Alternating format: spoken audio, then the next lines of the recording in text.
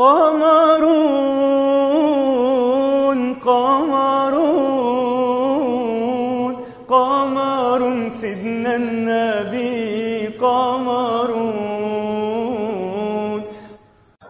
Assalamualaikum warahmatullahi wabarakatuh.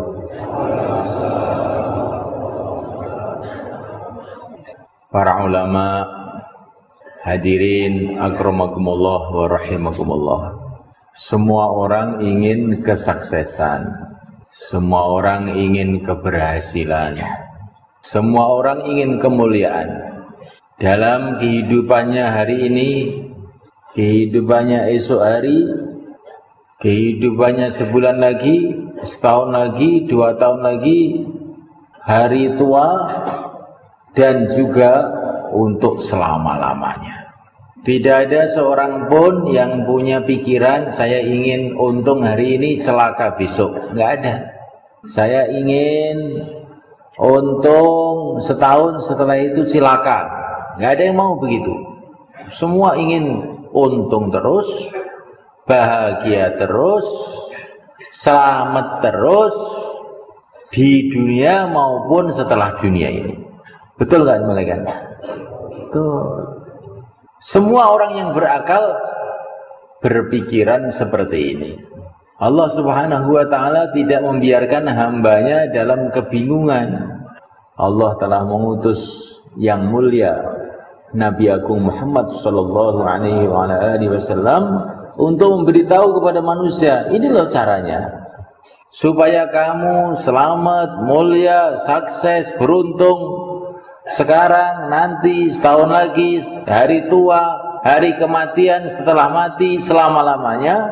Ini jalannya. Itulah tugas yang mulia Nabi Agung Muhammad SAW.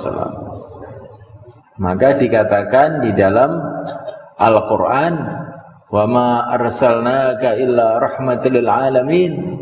Tidaklah aku mengutus engkau, hai Muhammad, kecuali untuk rahmat buat seluruh alam.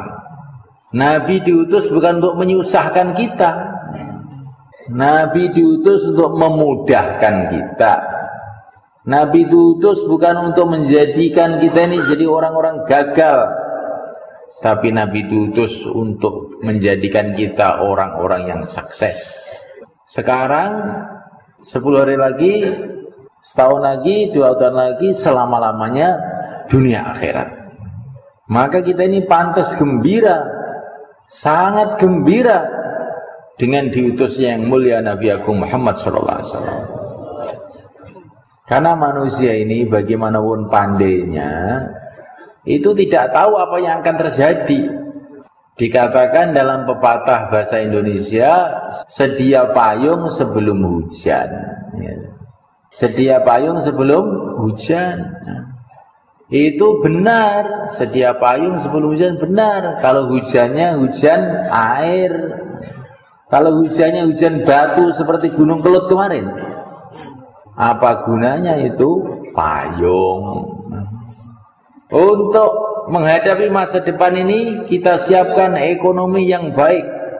Maka orang sibuk dengan ekonominya.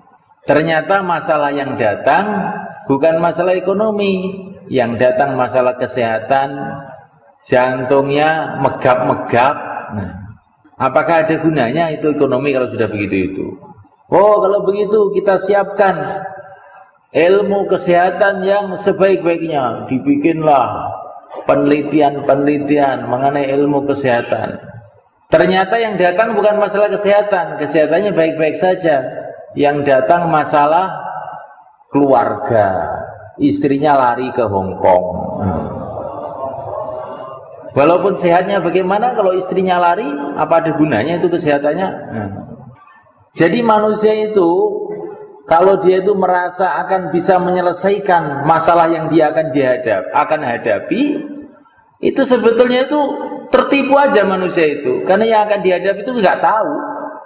Taruhlah semua persiapan sudah disiapkan. Ekonomi sudah disiapkan, kesehatan sudah disiapkan, masalah politik sudah diatur rapi, segala masalah sudah diatur serapi-rapinya, sampai tidak ada celah untuk gagal walaupun satu jarum, satu lubang jarum nggak ada, udah buntet semua.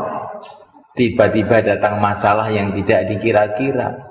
Masalahnya bukan masalah kesehatan, masalahnya bukan masalah ekonomi, masalahnya bukan masalah politik. Masalahnya apa?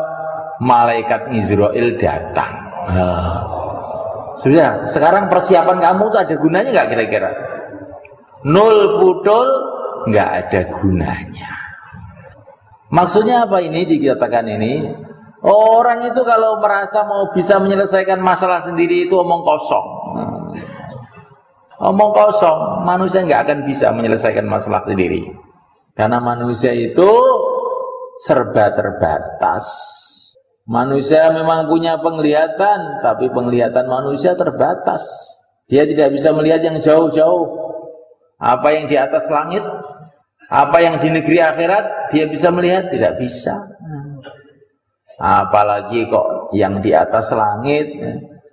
Manusia ini semuanya kan, apa yang di Temboro ini pun tidak bisa melihat semuanya. Kok di Temboro jauh-jauh. Manusia ini tidak bisa melihat apa yang dalam dirinya sendiri itu loh. Itu di dadanya itu sudah ada penyakitnya, ada kankernya, ada apa juga nggak tahu.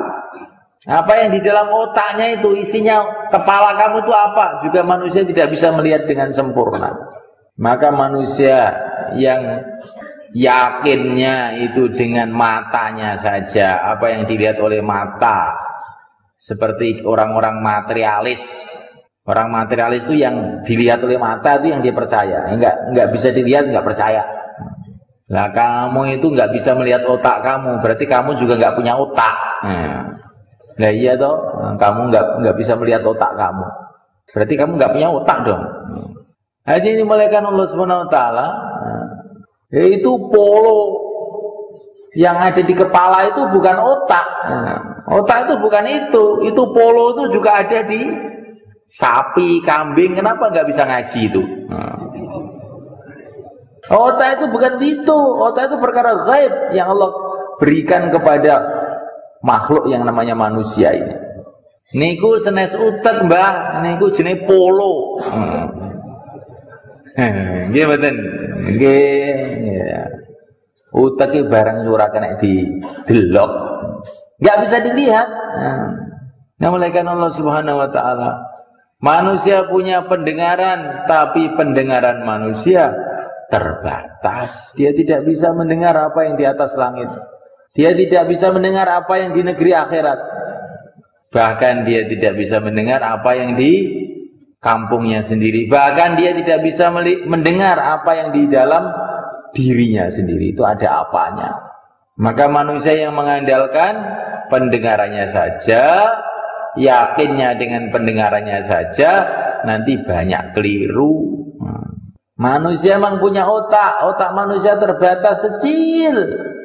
Manusia ini beratus-ratus tahun mengadakan penelitian dan hampir tiap hari ini ditemukan penelitian baru, ilmu baru, itu kedokteran, teknologi, pokoknya ada hal baru aja tiap hari. Berarti banyak hal yang manusia itu sebelumnya nggak tahu dan terus ini berjalan.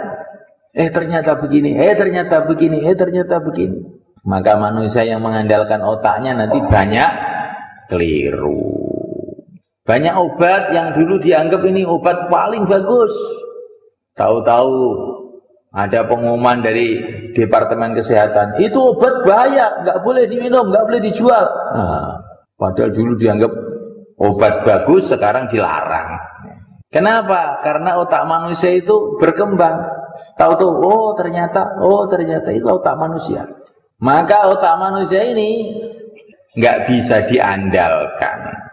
Kalau orang mengandalkan otak nanti terkejut. Di dunia saja dia sudah banyak terkejut, apalagi di alam akhirat, lebih terkejut lagi.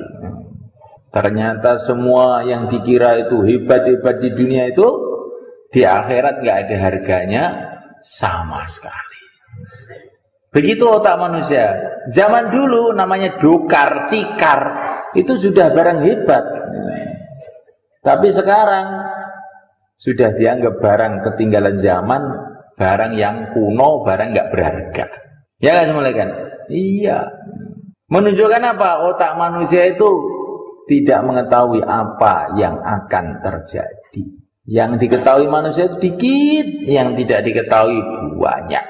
Informasi-informasi yang datang kepada manusia melalui televisi, radio, koran, majalah, internet, itu informasi kecil sedikit, seperti katak di bawah tempurung, kodok nengisor batok.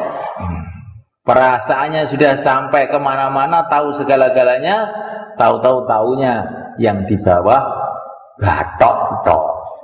Begitu juga manusia yang kelihatannya itu sekarang tuh menganggap dirinya pinter-pinter. Kamu tuh goblok. Yang kamu ketahui cuman dikit. Yang di atas langit apa kamu tahu? Nggak tahu. Apalagi di atas langit. Langit itu sendiri di mana letaknya juga kamu nggak tahu. Berapa kilometer langit itu dari bumi kamu juga nggak tahu. Bentuknya langit kayak apa? Apalagi yang di atas langit. Apalagi yang menciptakan langit itu, wabah gak tahu kamu itu, goblok kamu itu. Kalau ilmu kamu cuman berdasarkan informasi-informasi otak itu, kamu itu goblok. Goblok apa? Tahu sedikit, yang banyak malah gak tahu. Tahu dunia, tapi yang di luar dunia kamu tidak tahu. Kemarin itu waktu saya itu silaturahim di Lombok, itu ada pengajian. Maka salah satu orang itu mengatakan, itu kan saya bicara Isra Mi'raj, judulnya pengajian itu Isra Mi'raj karena bulan Rajab. Maka ada orang itu mengatakan, sekarang itu orang-orang Barat masih meragukan kebenaran Isra Mi'raj itu karena tidak masuk akal. Masa orang nembus langit? Maka saya bilang, memang tidak masuk akal itu, tidak masuk akal karena akalnya terlalu kecil. Saya bilang gitu. Coba akalnya itu yang besar itu kan bisa. Akalnya kecil juga bisa masuk toh. Gitu. Bagi orang yang akalnya besar, itu Isra Mi'raj tidak susah dipahami. Karena Isra Mi'raj itu bukan dari Nabi, dari yang menciptakan Nabi. Nabi menembus langit bukan programnya Nabi, programnya yang membuat langit.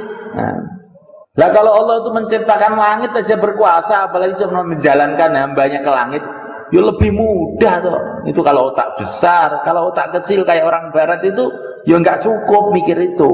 Saya bilang begitu.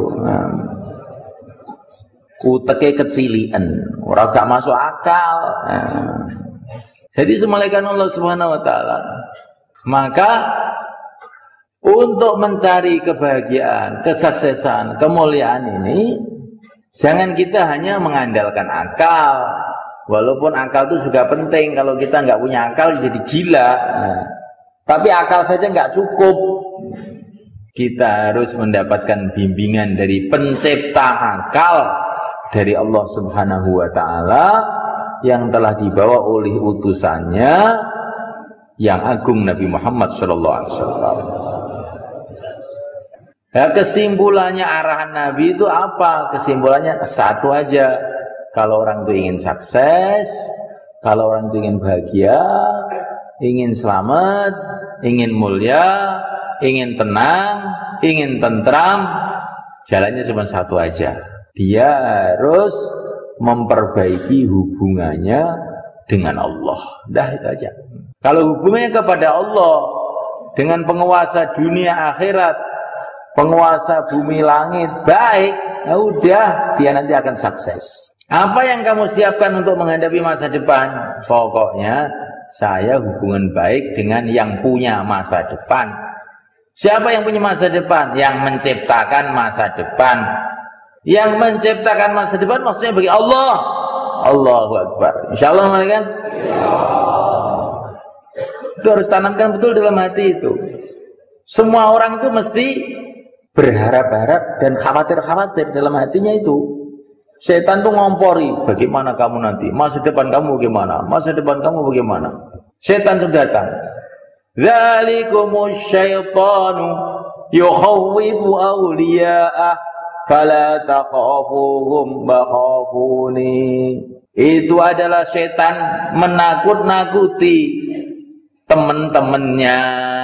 Jangan takut kamu dengan setan, takutlah kepada Allah yang menciptakan setan. Nah, setan itu nakut-nakuti. Bagaimana nih kamu, masa depan kamu? Ini zaman globalisasi ini.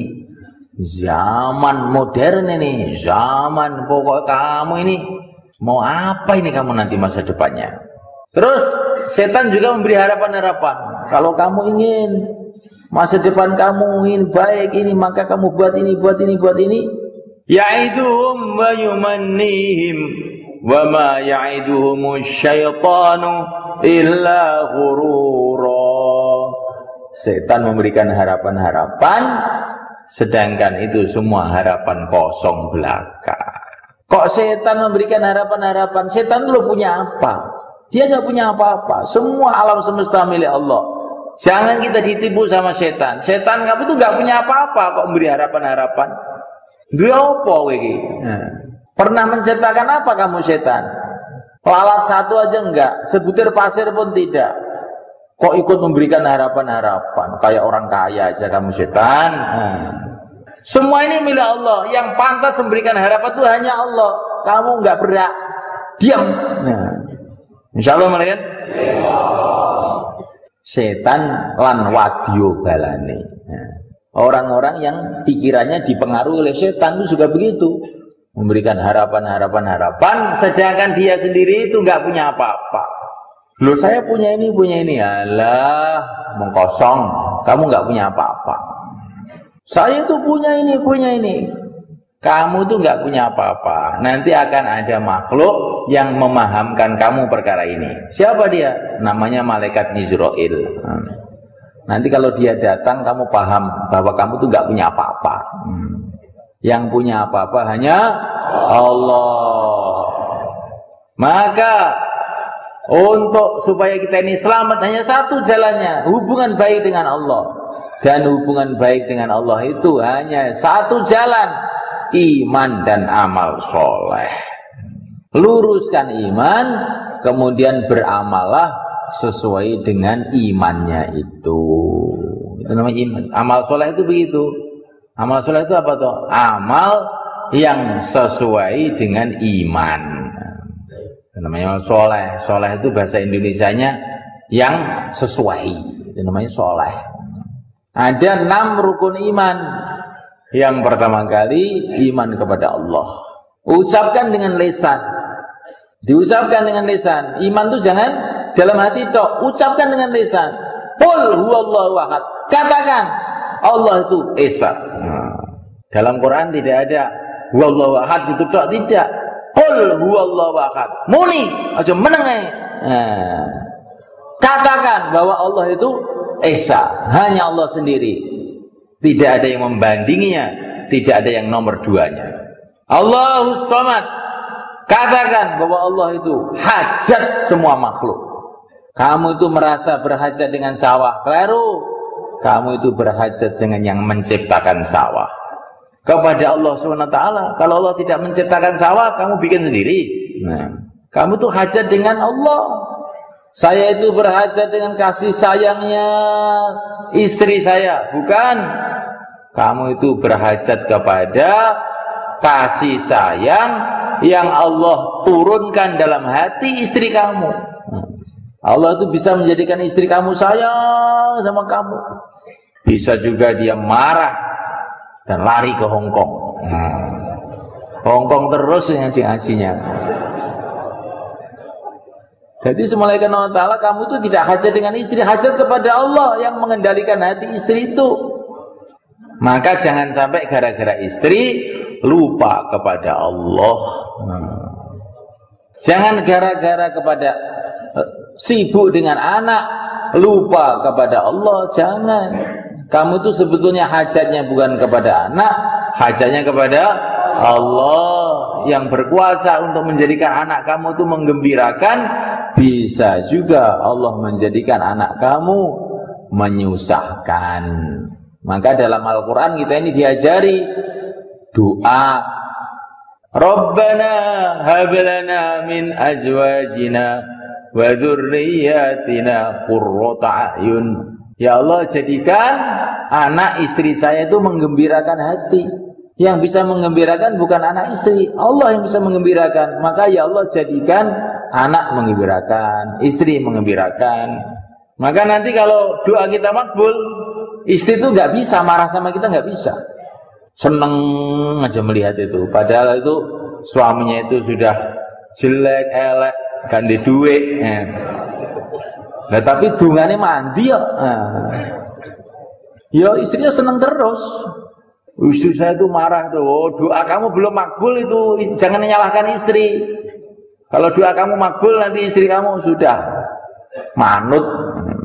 Karena kamu salah paham perasaan kamu berhajat kepada istri, bukan berhajat dengan yang menciptakan istri, yang mengendalikan istri. Akhirnya kamu dihukum oleh Allah, dimarahi terus sama istrinya. Kapokmu kapan? Tapi juga tidak kapok-kapok. Jadi Allah SWT memberikan masalah-masalah kepada kita ini sebetulnya supaya kita ini paham bahwa tanpa pertolongan Allah nggak bisa ada apapun bermanfaat buat kamu. Maka jangan lupa kepada Allah di mana saja kamu berada. Ucapkan dengan lisan, yang berkuasa hanya Allah. Rasakan dalam hati dan pahami betul dalam otak bahwa memang saya ini hajat saya kepada Allah. Keliru saya ini. Kok merasa berhajat sama duit, berhajat sama dunia, berhajat sama orang. Keliru ternyata saya ini. Saya sudah sekeliru 40 tahun ternyata saya itu.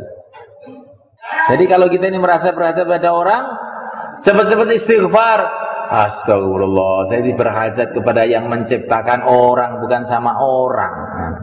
Maka oleh Allah dihukum, orang-orang bikin pusing kita.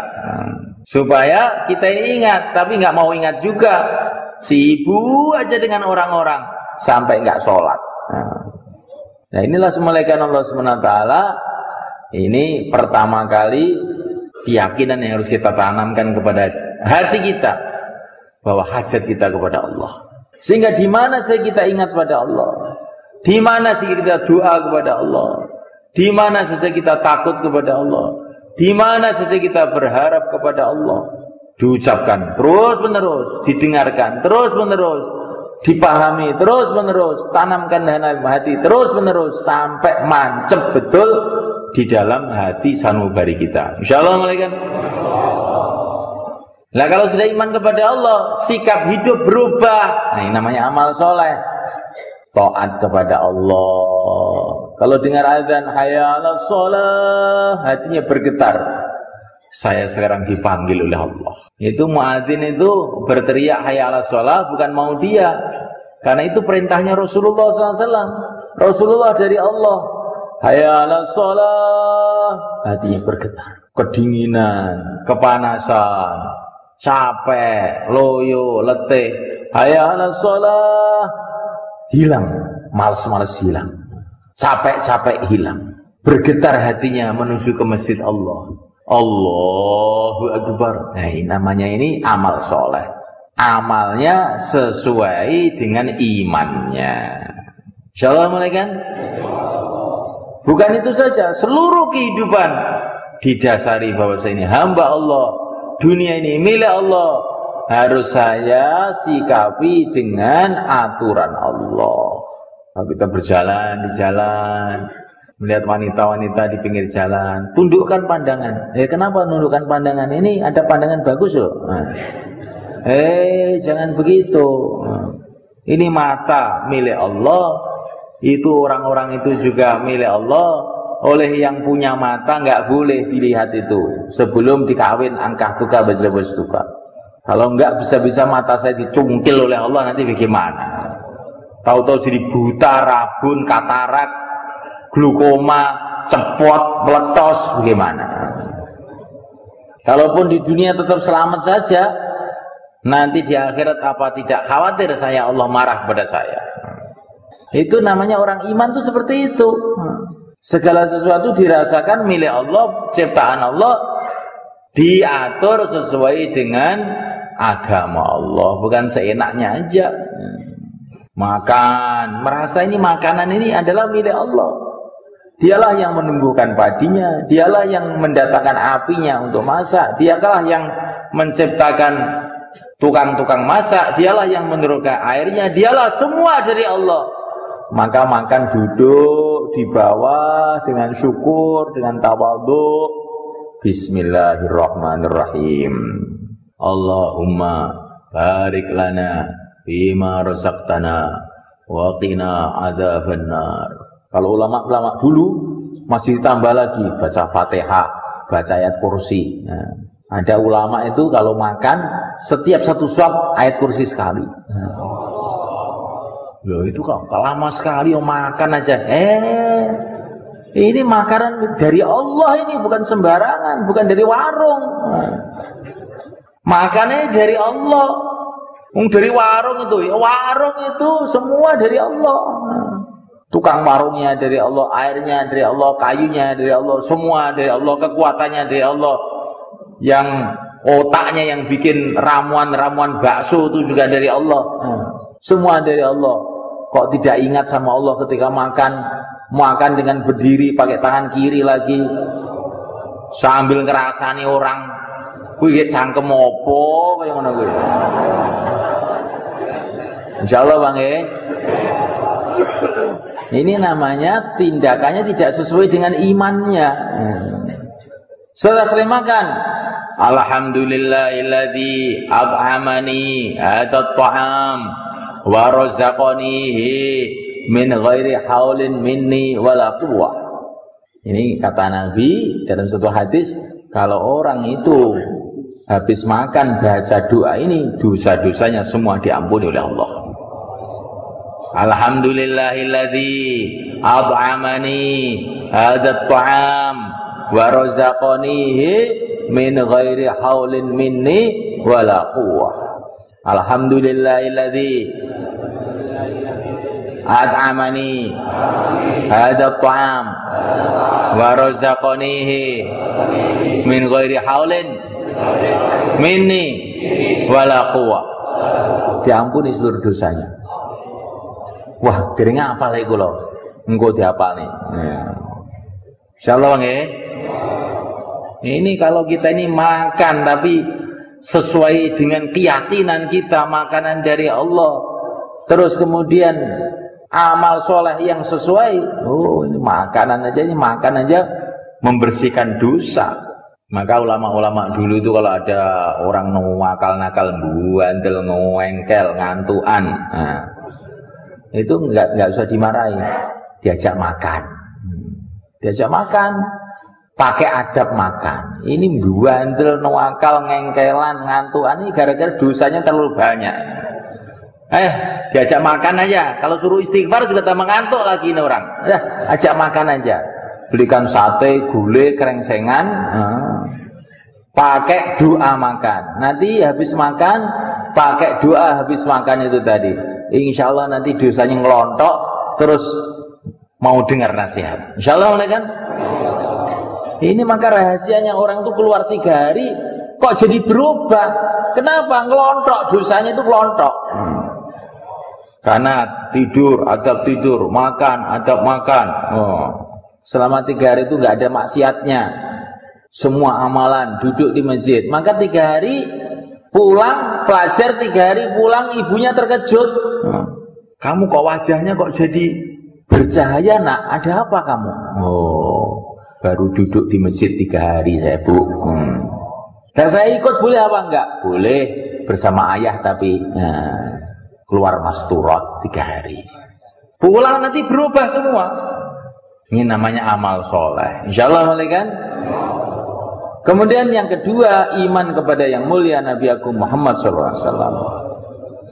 Ucapkan dengan lisan, pahami dengan otak kita, rasakan dalam hati kita bahwa Allah telah mengirim sebaik-baiknya utusan, semulia-mulianya manusia, seagung-agungnya makhluk yang dibimbing langsung oleh Allah, yaitu Nabiullah Muhammad sallallahu alaihi wasallam.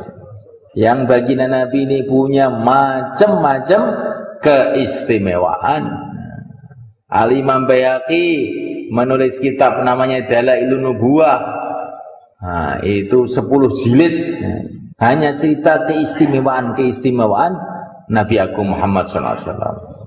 Nabi itu kulitnya istimewa, rambutnya istimewa, matanya istimewa, keringatnya pun istimewa, lebih wangi dari kasturi. Kencingnya pun istimewa, bisa untuk obat segala penyakit. Ada sahabat itu semuanya kan yang minum kencingnya Nabi langsung nggak pernah sakit lagi, saya mati. Ini hadis sahih, bukan khurafat. Kalau kencingnya tawon saja bisa untuk obat, namanya madu, apalagi kencingnya Nabi. Kalau kencingnya orang Temboro ya banyak penyakitnya, najis. Kencingnya Nabi itu lain. Nabi itu manusia, tapi tidak seperti umumnya manusia. Muhammadun basyarun lakal basyari bal huwa kal yaquti bainal ahjari. Nabi itu manusia tapi tidak seperti umumnya manusia. Tapi Nabi itu seperti batu intan, yang lainnya itu batu kali. Kenapa ini saya ceritakan ulang-ulang? Tiap hari saya cerita ini untuk apa? Supaya tertanam dalam hati itu kecintaan kepada Nabi. Akhirnya timbul kecintaan kepada sunnah Nabi, kecintaan kepada perjuangan Nabi, kecintaan kepada umat Nabi. Kita melihat orang Islam itu senang gitu, walaupun dia ini miskin, jelek, ngantuan, tapi senang. Kenapa kamu kok kelihatan senang sekali dengan orang itu? Nah, ini umatnya Rasulullah. Nah, tandanya orang itu cinta yang sebenarnya kepada Rasulullah, mencintai umatnya. Ini pentingnya kita bicara mengenai kemuliaan Rasulullah SAW. Sekarang ini semuanya kan, sampai penulis-penulis buku-buku mengenai sejarah Nabi itu loh, mereka ini banyak yang tidak paham perkara ini, sehingga menggambarkan bahwa Nabi itu kayak manusia biasa. Itu apa sebabnya? Karena otak dia yang terlalu biasa, ya kan? Sehingga nggak bisa memahami kemuliaan Nabi itu. Seluruh dunia ini manusia yang terbaik adalah para nabi. Lah baginda Muhammad SAW itu pimpinannya para nabi. Nah, bagaimana? Pokoknya ceritanya panjang ini. Sehingga seorang penyair mengatakan, kullu baitin anta sakinuhu ghairu muhtajin ila suruji. Rumah gelap gulita didatangi Nabi, nggak usah nyalakan lampu, sudah terang benderang. Wa maridin anta aiduhu qad atahu Allahu bil faraji. Orang sakit kok dijenguk Nabi, ya sudah beres sakitnya. Wa zamanin anta hakimuhu zalama fihi minal iwaji. Zaman kok Rasulullah pimpinannya, ya sudah yang jelek-jelek hilang semua. Itu gambarannya kehidupan Nabi itu kayak begitu itu. Nabi itu punya ruhaniyah yang luar biasa. Kekuatan ruhaninya itu sudah nggak ada bandingannya. Ini salah satu contoh dalam Hayatus Sahabah. Ini ada orang terkenal seluruh alam jahatnya, namanya Abu Jahal. Yang dikatakan oleh Nabi ini Fir'aunnya umat ini ya Abu Jahal ini. Abu Jahal punya anak namanya Ikrimah. Ringkas cerita akhirnya Ikrimah ini masuk Islam. Masuk Islam. Setelah masuk Islam, asyhadu alla ilaha illallah wa asyhadu anna Muhammadar Rasulullah. Terus beliau tanya kepada Nabi, ya Rasulullah, setelah saya masuk Islam ini, apa yang harus saya buat? Maka Nabi mengatakan, katakan hai Ikrimah, saya ini muslim, muhajir, mujahid. Katakan mulai saat ini saya jadi orang Islam, siap hijrah, siap berjuang. Terus dia mengatakan, ya Rasulullah, saya muslim, siap hijrah, siap berjuang. Kemudian Nabi mengatakan, Ikrimah, sekarang kamu minta apa? Apa saja yang kamu minta akan saya kasih. Kata Nabi kepada Ikrimah. Ini masuk Islam baru beberapa menit mereka. Ikrimah itu loh jawabannya aneh betul mereka. Ya Rasulullah, saya minta kepada Tuhan untuk engkau memintakan ampun kepada Allah untuk saya. Hanya itu saja hajat saya di dunia ini. Saya nggak perlu apa-apa, pokoknya mintakan ampun kepada Allah untuk saya ini. Padahal Ikrimah ini kalau beliau mengatakan, ya Rasulullah saya minta uang, kan dikasih uang oleh Rasulullah. Saya minta jabatan, akan dikasih jabatan. Nabi itu tidak pernah bohong. Kalau Nabi mengatakan minta apa saya kasih, pasti dikasih juga. Tapi Ikrimah baru beberapa menit loh, pikirannya sudah berubah. Kita ini sudah bertahun-tahun jadi orang Islam, mulai lahir jadi orang Islam. Kalau ditanya, kamu ingin apa? Saya ingin rumah yang bagus. Saya ingin ini, ingin ini. Ikrimah itu loh, sholat aja belum. Ditanya sama Nabi, kamu ingin apa? Saya kasih. Saya ingin ampunan Allah ya Rasulullah. Enggak minta apa-apa. Maka Nabi terus langsung berdoa, ya Allah ampunilah seluruh dosa-dosanya Ikrimah. Maka Ikrimah mengatakan, Rodi itu ya Rasulullah, sekarang saya sudah puas ya Rasulullah. Ya Rasulullah, saya dulu banyak kurban untuk merusak agama. Sekarang saya akan kurban berlipat untuk membela agama. Saya dulu banyak bertempur untuk merusak agama. Sekarang saya akan bertempur lipat untuk membela agama. Saya dulu banyak mengeluarkan duit untuk merusak agama. Saya sekarang akan keluarkan duit lipat untuk membela agama. Langsung berangkat sampai beliau mati dalam perjuangan. Ini semalekan proses ini cuma beberapa menit dari kehidupan yang mulia Ikrimah radhiyallahu ta'ala. Ikrimah yang anaknya Abu Jahal, yang hatinya asalnya gelap gulita dan jahatnya sudah bukan main. Baru menghadap Rasulullah 5 menit sudah berubah jadi wali. Beliau ini kalau melihat Al-Quran belum nyentuh sudah nangis. Itu kitabnya Allah, kitabnya Tuhanku, nangis diciumi. Maka para sahabat itu nggak nutut semalekan kemuliaannya para sahabat. Kalau Ikrimah itu kayak begitu mulianya, begitu tingginya pemikiran agamanya, begitu tinggi imannya, sedangkan baru berkumpul dengan Rasul 5 menit. Bagaimana pula orang yang bertahun-tahun bersama Rasulullah, kayak Sayyidina Abu Bakar As-Siddiq radhiyallahu ta'ala anhu, kayak Sayyidina Umar bin Khattab radhiyallahu ta'ala anhu, kayak Sayyidina Utsman bin Affan radhiyallahu ta'ala anhu, kayak Sayyidina Ali bin Abi Thalib radhiyallahu ta'ala anhu. Maka kalau kamu baca buku di mana saja kok menjelekkan sahabat, kamu jelekkan yang nulis itu manusia bodoh kamu itu. Quran aja membaik-baikan sahabat, memuji-muji sahabat. Kamu kok menjelekkan sahabat, bodoh kamu itu. Udah gitu aja. Ini ada datanya, data bodoh, bohong. Situ aja. Ya. Orang kok menjelekkan sahabat, itu orang sesat. Ini malaikat Allah Subhanahu Wa Taala iman kepada Nabi, iman kepada Nabi, menandakan cinta kepada Nabi, cinta sunnah Nabi, cinta perjuangan Nabi. Cinta ilmunya Nabi, senang ngaji, cinta dengan pewaris-pewarisnya Nabi, para ulama, cinta apa saja yang berkaitan dengan Nabi. Insyaallah malaikat. Nah, inilah semulaikan Allah Ta'ala. Bagaimana supaya keimanan kita ini tambah hari tambah meningkat, tambah meningkat, tambah meningkat, tambah meningkat. Amal kita tambah hari tambah soleh, tambah soleh, tambah soleh, tambah sesuai dengan iman kita. Kita iman kepada Allah, akhirnya amalnya siang malam taat kepada Allah. Iman kepada Nabi, akhirnya siang malam mengikuti jejak Nabi. Iman kepada akhirat, siang malam memikirkan akhirat. Iman kepada kitabullah, siang malam mengamalkan kitabullah. Iman kepada para malaikat, akhirnya punya malu, tidak sembarangan berbuat malu dengan para malaikat yang di kanan kiri kita. Iman dengan qada dan qadar, ini yang keenam. Segala sesuatu yang terjadi di dunia ini sudah ditakdir oleh Allah. Maka janganlah kita ini pikir yang panjang-panjang. Yang penting kita ini sibuk dalam kebaikan, sibuk dalam taat kepada Allah. Udah, apa yang akan terjadi sudah ditulis oleh Allah. Jangan kita mengatakan seumpama.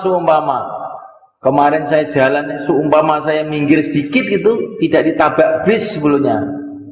Tapi saya tidak minggir sih, maka akhirnya saya dipelindes bis sehingga kaki saya potong. Bukan, itu memang sudah tulisannya di langit, kamu itu ya begitu itu, dipelindes bis itu. Nggak usah bilang seumpama, nggak ada gunanya. Titik. Insyaallah kan? Nah. Jadi tidak usah mengungkit-ungkit perkara yang lalu. Perkara yang lalu sudah takdir Allah. Perkara yang akan datang pun juga sudah takdir Allah. Gak usah ngurus setir ringkesnya. Yang penting kamu tuh sibuk dalam taat kepada Allah, sibuk dalam amal yang diridhoi oleh Allah. Insyaallah malaikat. Nah ini rukun iman 6 ini harus ada dalam hati kita. Siang malam saya mati. Nah supaya rukun iman 6 ini masuk dalam hati, bagaimana caranya? Pertama kali kita buat suasana senantiasa bicara perkara ini di rumah, di masjid, di mana-mana 6 ini dibicarakan terus. Kalau pegang Quran, bicara iman. Ini suratnya Allah, pencipta alam semesta kepada manusia yang dibawa oleh Rasulullah SAW. Masa kita ini nggak baca? Dikirimi surat dari pencipta alam semesta kok nggak baca? Kok tolol betul kita ini? Baca pun tidak ada niat untuk memahami. Saya sekarang tanya, kalau kamu dapat surat dari Presiden Indonesia, kamu bukan orang Jawa, dibuka ternyata tulisannya tulisan Jawa cacing itu, bahasanya kamu nggak ngerti, kira-kira bagaimana? Kamu biarkan? Kamu buang, kamu tutup itu surat? Tidak. Kamu akan pergi ke Temboro tanya orang Jawa. Ini saya dapat surat dari SBY, Pak. Tapi bahasa Jawa ini apa isinya? Ini saya khawatir tahu-tahu saya dipanggil mau dikasih Mercedes ini. Dibuka, oh betul. Ini maknanya kamu dipanggil ke Jakarta mau dikasih hadiah besar. Lah Al-Quran itu seperti itu. Ini suratnya Allah dibawa Rasulullah kepada kita. Isinya apa? Panggilan untuk pergi ke surga.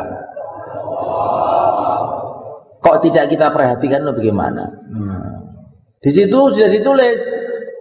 Surga sudah jadi istana-istana dari emas, dari intan, sungai-sungai dari susu, dari madu, bidadari-bidadari yang nan cantik sudah siap. Datanglah kamu ke sini. Syaratnya ini, amalkan sunnah Rasulullah SAW. Ya, surat itu dibawa Rasulullah untuk kita nggak pernah merhatikan, cuman mikir perkara lain. Mau dijadikan raja di surga, malah mendaftarkan hansip di Temboro. Istana-istana surga dari emas, dari intan sudah disiapkan untuk kamu, malah berebut gubuk reot dari bambu. Apa gak lucu itu? Nah ini senantiasa kita bicarakan oleh kan, bukan kita dengar dok, kita bicarakan, lama-lama mantep. Kemudian yang kedua, kita ini doa terus, karena hakikatnya iman itu yang bisa memberikan hanya Allah. Wa ma kana li nafsin an tu'mina illa biiznillah. Orang itu nggak bisa iman tanpa kehendak Allah, nggak bisa.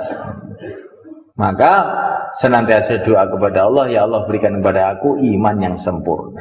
Kemudian yang ketiga, cari pengalaman iman. Cari pengalaman iman itu bagaimana? Kalau kita ini banyak susah payah untuk perjuangan agama, nanti dapat pengalaman-pengalaman sehingga iman kita itu naik. Kemarin jamaah 40 hari cerita sama saya. Jamaah 40 hari jalan kaki. Itu di kampung itu orang kampung itu gak seneng, sehingga jamaah itu diusir. Dan jamaah itu semua itu puasa. Memang jamaahnya itu jamaah mujahadah ini. Ini habis asar dia masak, orang kampung datang, kompornya ditendangi semua orang kampung. Minggat ini, aliran sesat. Tapi jamaah ini ya sabar, diem aja jalan sampai ke puncak gunung. Di situ ada kampung, diterima baik di situ. Sampai seminggu karena kecapean mereka. Seminggu itu di puncak gunung itu dikasih makan, dikasih minum sama orang di gunung itu. Seneng semuanya. Setelah itu setelah seminggu turun lewat kampung yang ngusir tadi. Tapi aneh itu orang-orang kampung itu pada kumpul nyegat jamaah ini. Jamaah itu sudah deg-degan. Wah, ada apa lagi ini? Ternyata itu bukan mau ngusir, malah mempersilahkan mereka, minta mereka untuk tinggal di masjidnya. Loh, kemarin katanya nggak boleh Pak di sini. Enggak, itu orang-orang nggak paham itu kemarin tuh. Kamu sekarang di sini lebih lama lebih bagus. Oh, Yang namanya ayam datang, yang namanya tempe goreng datang. Akhirnya jamaah ini paham. Oh, hati manusia itu di tangan Allah. Kemarin ngusir, sekarang bawa tempe, bawa ayam, bawa bergedel, itu apa-apa datang semua ke masjidnya. Jadi orang ini salah satu contoh. Kalau orang itu mau susah payah untuk agama, dapat pengalaman. Di Temboro ini, ya, zaman dulu, beberapa tahun yang lalu ada orang namanya Mbah Haji Saleh. Orang Boro cuma tahu ini orangnya. Keluar di Bangladesh 4 bulan. Setelah beberapa bulan, dia itu makan makanan Bangladesh itu lidahnya itu sudah nggak kuat. Dia duduk di emper masjid. Rasanya sudah nggak kuat, perut saya itu makan makanan Bangladesh nggak cocok. Ini kalau ada sego pecel gitu ya. Tapi dalam hati cok, kayak apa enaknya? Nah, tahu-tahu Allah menggerakkan orang, namanya Pak Rijal. Orangnya sekarang di sini itu orangnya. Dan insya Allah dia juga sudah lupa. Tahu-tahu bawa nasi pecel ke jamaah itu. Akhirnya Mbak Haji Saleh ini, Masya Allah, Allah sudah tahu hati saya. Ya ini yang saya cari, langsung habis. Coba pengalaman. Semua orang iman tahu malaikat dan yakin Allah yang menciptakan mesti maha tahu. Allah yang kasih pendengaran mesti maha pendengar. Allah yang menggerakkan hati tentu maha tahu apa yang dalam hati. Tapi pengalaman itu lain. Mbah Haji Saleh tadi bukan karena bayan, dia dapat pengalaman. Dia ingin sego pecel, tahu-tahu sego pecel datang. Akhirnya muantep tuh. Allah tahu hati saya tuh muantep. Mbah, kamu keluar 4 bulan itu dapat apa? Allah tahu hati saya. Pun sitok niku mawon pun. Tapi ini karena pengalaman, mancepnya itu betulan oleh kan. Kalau cuma dengarkan bayan, nanti habis bayan lupa lagi. Tapi kalau sudah pengalaman ini nggak lupa-lupa. Insya Allah mulai kan? Ya.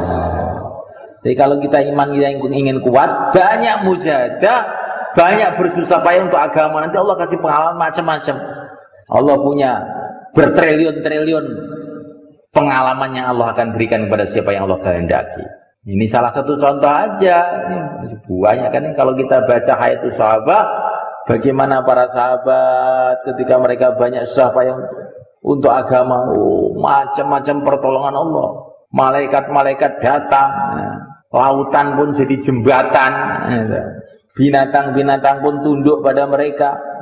Sahabat malaikat, sahabat itu dalam satu perjalanan di tengah hutan kebingungan, nggak tahu jalan kemana ini. Tahu-tahu hutan, tahu-tahu ada harimau datang, nunjukkan jalannya. Kobat kabit anunya itu, buntutnya itu, seolah-olah beri isyarat ke sini loh kalau mau tahu jalan. Akhirnya sahabat tadi mengikuti harimau itu sampai ke kampung. Jadi dalilnya bukan orang tempatan, dalilnya harimau. Coba semalakan Allah Ta'ala. Ini semua pengalaman macam-macam. Nah kalau kita ini nggak mau susah payah untuk agama, nggak dapat pengalaman agama. Orang yang susah payah karena pertanian, ya dapat pengalaman pertanian. Orang yang susah payah karena perdagangan, dapat pengalaman perdagangan. Orang yang susah payah karena hubungannya kepada Allah, dapat pengalaman hubungan dengan Allah. Untuk dapat pengalaman ini, syaratnya kita menyiapkan waktu. Insya Allah, kan? Insya Allah sedih apa nggih? Oh, tadi ngeten. Sekawan-sekawan nopo wau dipun aturaken wekdal ngaos wau dibaleni. Terus lajeng jenengan gentos sing naskil. So kapan ya arek metu? Monggo. Telu-telu papat-papat, monggo. 3-3-4-4. Nah, apa yang kita dengarkan tadi kita ulang.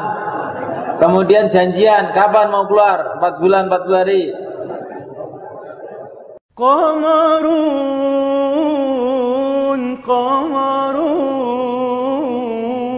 قمر سيدنا النبي قمر